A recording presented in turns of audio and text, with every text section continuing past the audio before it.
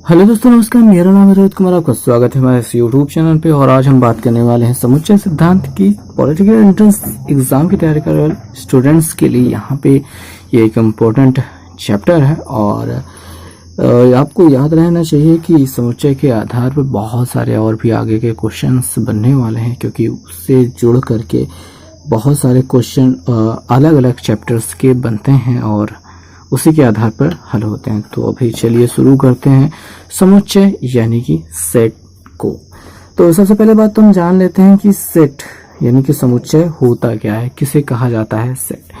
तो गणितीय विधि में अगर आप समझे समुच्चय को तो किसी पर्टिकुलर किसी खास संबंध को दर्शाने वाले समूह को, कुछ लोगों को इकट्ठा किया जाए, उसके कुछ वस्तुओं को या फिर किसी प्रकार के समूह को, तो जिससे किसी चीज को किया जा सके या फिर कुछ विशेष बर्ताव दर्शाएं, तो उनको कहा जाता है समुच्चय। जैसे कि आप मान लीजिए कि जैसे आपकी कक्षा है, कोई क्लास है, उसमें कक्षा के बच्चों का समुच्चय। ठीक, तो ये क्या है? समुच्चय है। कक्षा में जितने बच्चे हैं उनको इकट्ठा कर लिया जाए, मतलब उनकी गिनती कर ली जाए, जो समूह बनाया जाएगा उसे कहा जाएगा समुच्चय। तो ये एक बेसिक सा एग्जांपल है।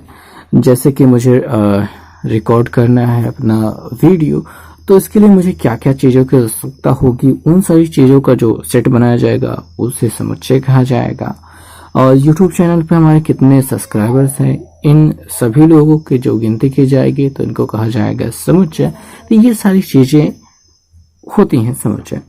और इसमें सबसे महत्वपूर्ण जो पहली हेडिंग है, इसके आधार पर जो सबसे महत्वपूर्ण प्रश्न बनता है वो बस इतना से बनता है कि निम्न में से कौन सा समुच्चय बन सकता है, मतलब कौन सा समुच्चय है और कौन सा समुच्चय नहीं है। ठीक, अब इसके लिए एक उदाहरण लेते हैं।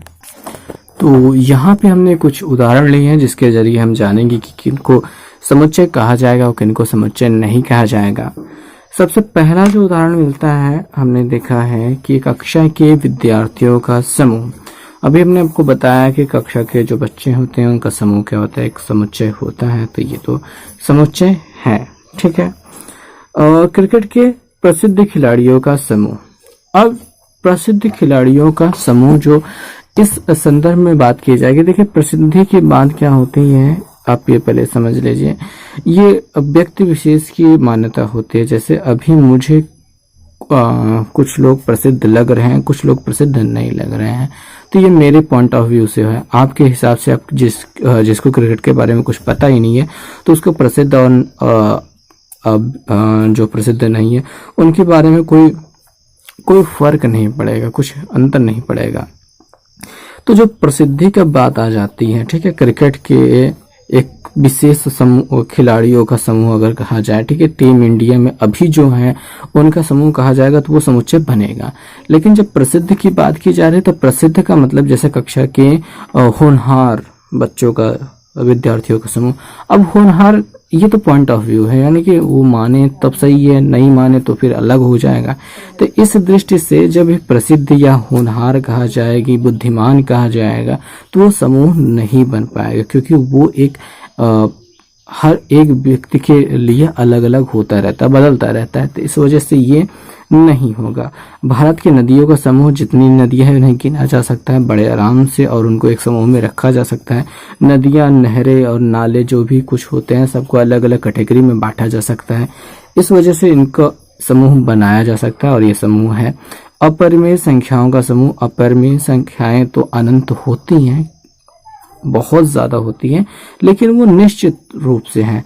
अब किसी के बारे में आप ये नहीं कह सकते, ठीक है, कि √2 जैसे अपरिमेय संख्या है तो कोई ये नहीं कहेगा कि यहाँ ये परिमेय है मेरे लिए।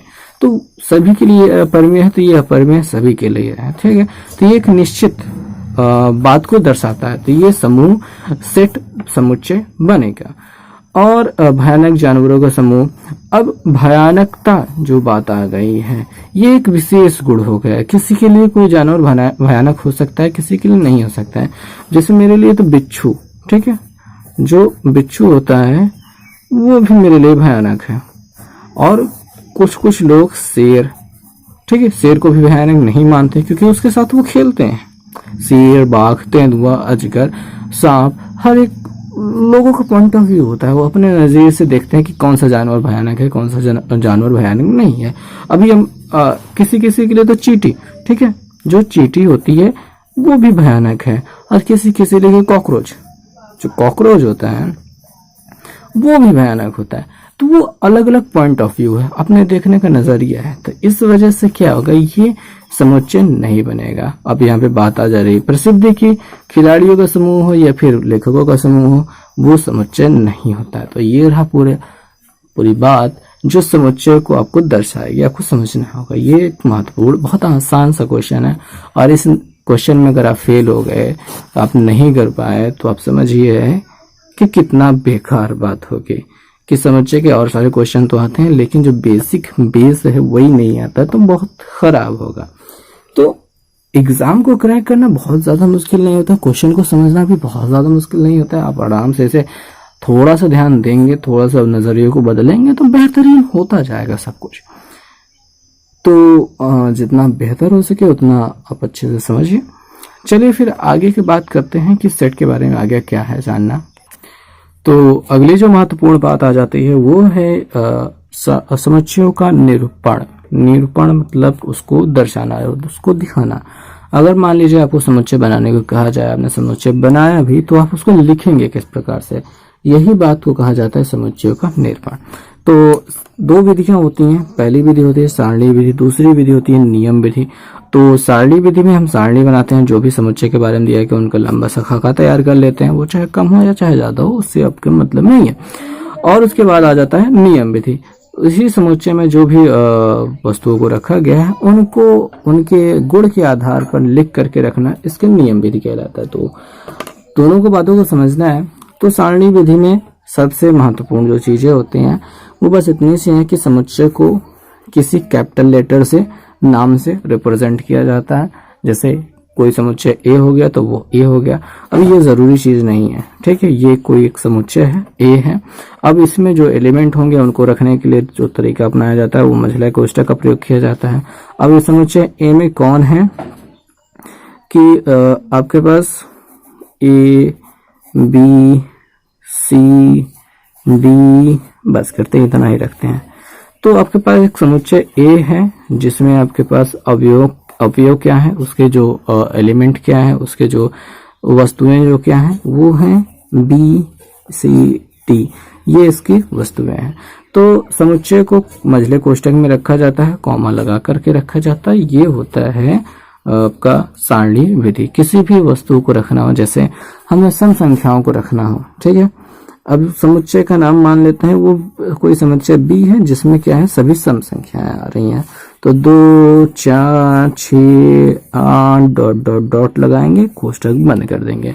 तो ये क्या कहलाएगा, सारणी विधि। अब नियम विधि पे आ जाते हैं। तो नियम विधि क्या होती है कि ठीक है, इन्हीं समुच्चयों को दूसरे रूप में लिखने का तरीका, जहां पे आपको ये समझाया जाता है कि हाँ ये कुछ है। अब इसमें क्या लिखा जाता है, जैसे यही बी समुच्चय को लेते हैं, ठीक है, बी को लेते हैं। अब बी बराबर जब नियम लिखना होगा तो हम यहाँ पे मझले कोष्ठक में ही से लिखेंगे, और इसे लिखेंगे यक्स सच दैट, से पढ़ा जाता है x, x such that x एक सम पूर्णांक है, सम संख्या है, ठीक है, सम प्राकृतिक संख्या है, लिख देते हैं सम प्राकृतिक संख्या है।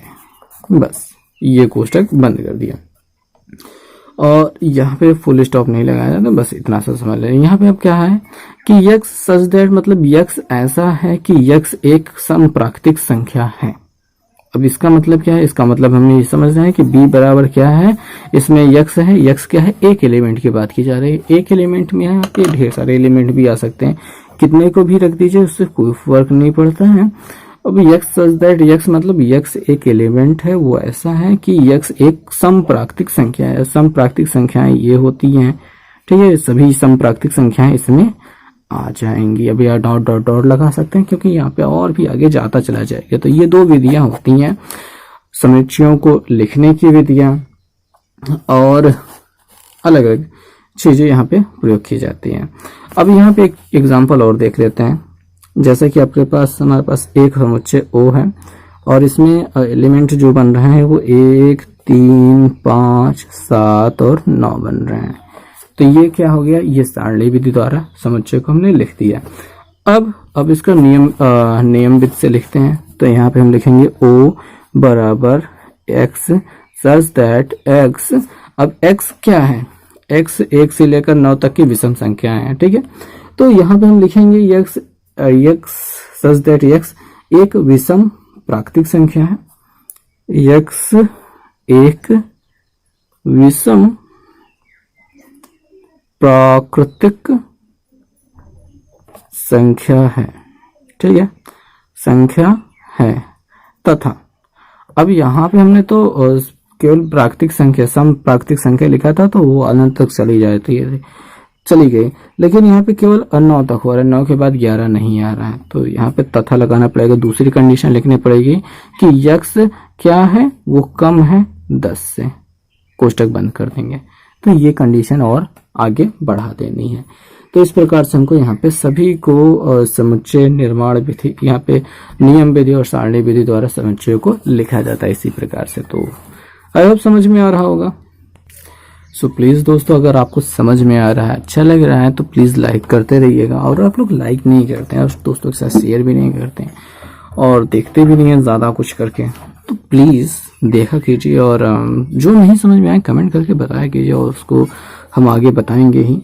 कमेंट आता है तो हमने कल एक वीडियो अपलोड की थी जहाँ पे हमने पिछले चैप्टर जो समीकरण से संबंधित था तो वहाँ पे हमने को उसके हल दिखाए थे।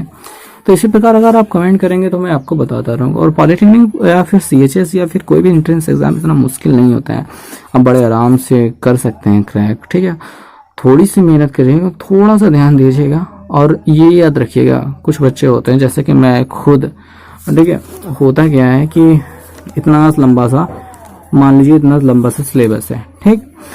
अब उसमें क्या होता है कि अगर आपने हाई स्कूल तक थोड़ा सा भी पढ़ा है, थोड़ा सा भी पढ़ा है, ठीक है, तो जैसे कि आपको पॉलिटेक्निक का क्रैक करना है, ठीक है, पॉलिटेक्निक का ही क्रैक करना है और आपने हाई स्कूल तक पढ़ाई की है, ठीक है, पढ़ लिया है, तो आपका 50% कोर्स क्या है, वो कंप्लीट है पहले से, ठीक है। इतना कोर्स आपके पास पहले से कंप्लीट है और उनमें से अगर आप ध्यान से देखेंगे तो अगर आप थोड़ा सा ध्यान देकर पढ़ेंगे तो जो आधे का बचा है उसमें का आधे का आधा हिस्सा, केवल इस हिस्से को छोड़ देते हैं, इतना हिस्सा आप बड़े आराम से पढ़ सकते हैं, समझ सकते हैं। छोटी छोटी चीजें हैं समझने के लिए, वो बड़े आराम से समझ सकते हैं।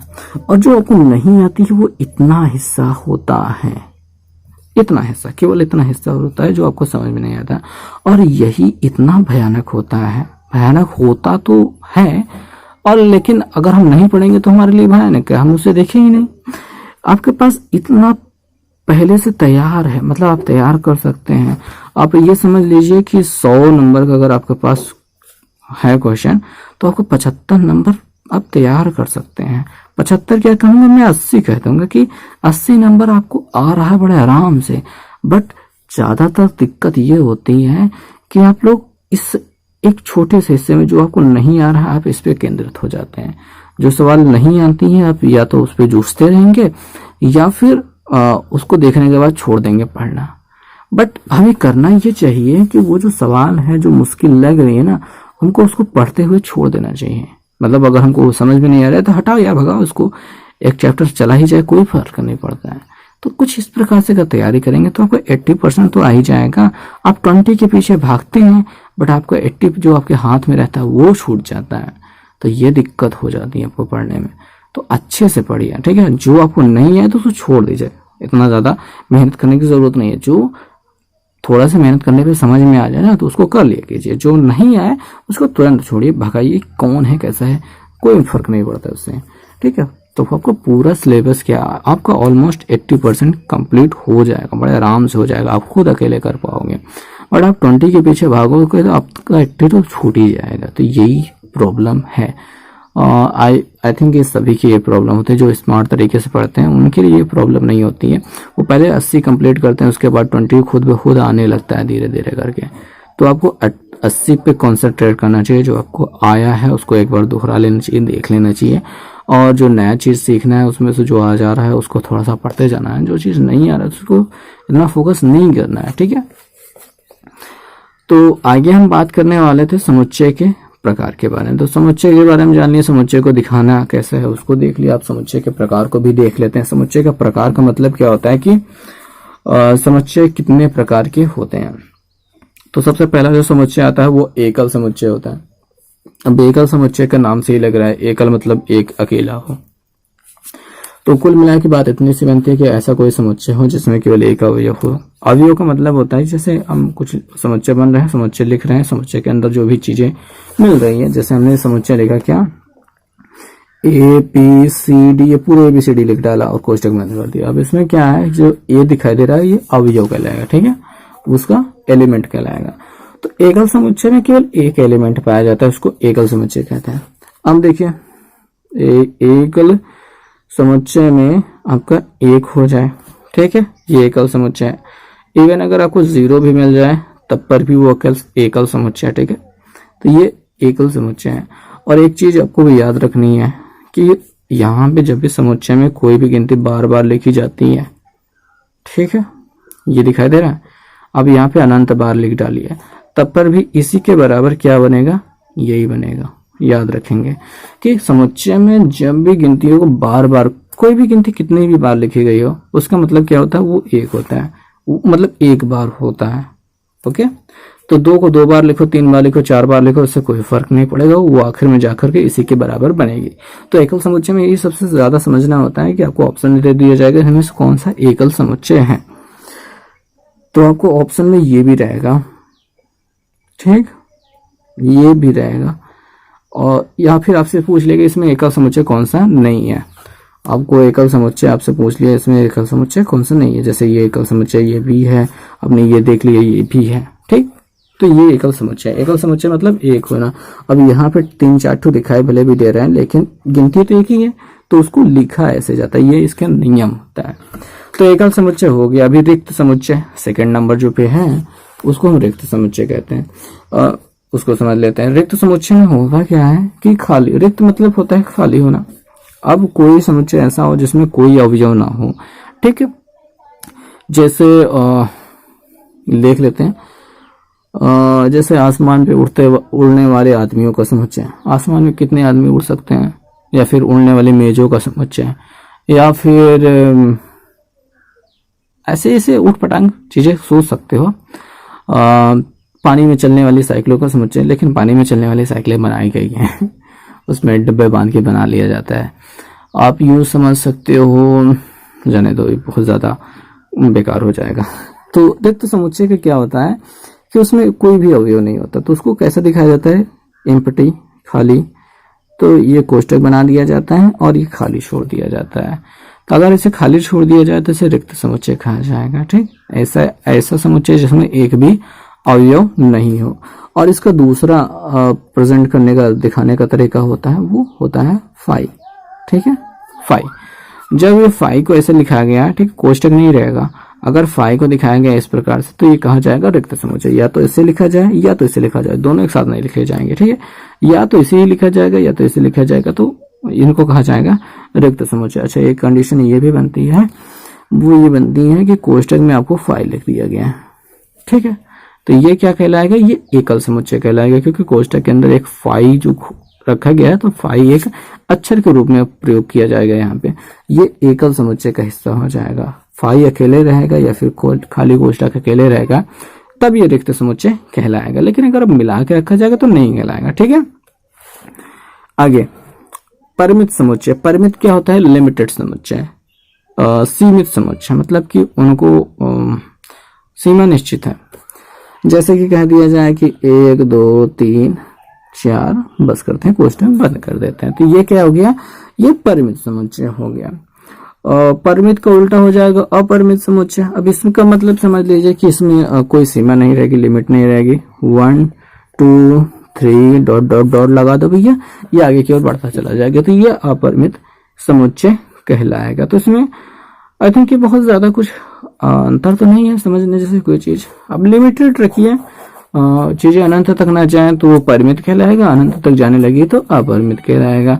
एक छोटी सी बात, ये किस आपसे पूछ लिया जाए, 2 2 बार बार रखना, 3 3 रख देता हूँ अखबार, ये 3 3 हमने रख दिया और यहाँ पे डॉट डॉट डॉट लगा दिए, अनंत की ओर जा रहा है। तो ये किस प्रकार का समुच्चय है, परिमित है अपरिमित है?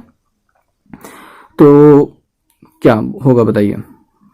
जी हाँ, सही सोचा। और जिन लोगों ने नहीं सोचा तो सोच लें। देखिए ये क्या है, अभी मैंने बताया कितनी भी बार लिखा जाएगा तो वो लिमिटेड हो जाएगा कि एक बार लिखा जाएगा, एक ही गिनती बार बार आ रही तो वो एक बार लिखा जाएगा।